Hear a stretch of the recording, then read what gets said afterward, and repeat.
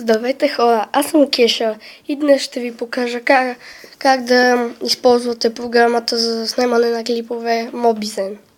Така, тази програма не е особено силна и не можете да заснемате особено много игри. Примерно, можете да заснемате Clash of Clans или някакви такива. Но примерно Minecraft не можете да я заснемете. Така, вижте сега. Това тук, като цъкнете, това тук ви е резолюцията.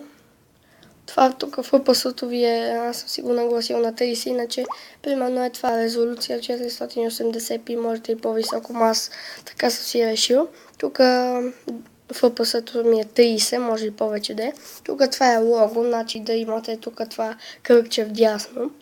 Profile Picture, това означава да ми се включи фейскама, т.е. да ме снима мен. А фронт камера е също като да заснемате клип около вас, нали. Това тук ви е, не знам, това какво беше, и аз се чуда. Вижте тук, това е рекорд аудио. Като цъкне е така, и то се обръща наобратно, т.е. аз не мога да говоря по време на клипът. Така, тук тези другите неща не ги знам за какво са, просто съм си ги оставил.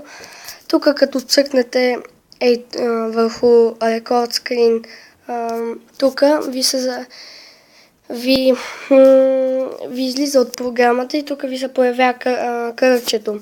И като цъкнете върху кръгчето и ви се появява тук една камера, където в момента ми е на мен квадрат. И точно това можете да такова. И така почвате да заснемате клип. Ето, програмата заснема горе-долу, нали. Става за някакво снимане. Обаче не, както казах, не е за много силни програми. Тоест не програми игри, като примерно Clash of Clans става, обаче Minecraft не става, това си е факт.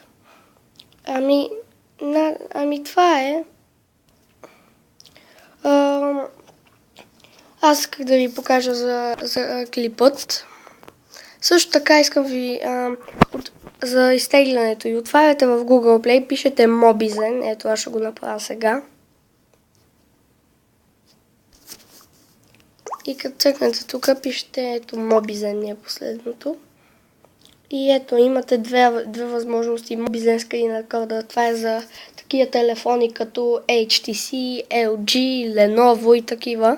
А пък Mobizen for Samsung си е за Samsung, то се подразбира от името. И това е. И така можете да си заснемате. Ето виждате тук, долу има още много програми за снимане, обаче аз съм решил днеска да ви покажа Mobizen. И хора, това ще бъде всичко от мене. Само за последно да ви кажа, ето, тук, нали, знаете, цъкате инсталиране и така. И хора, това ще бъде всичко от мене.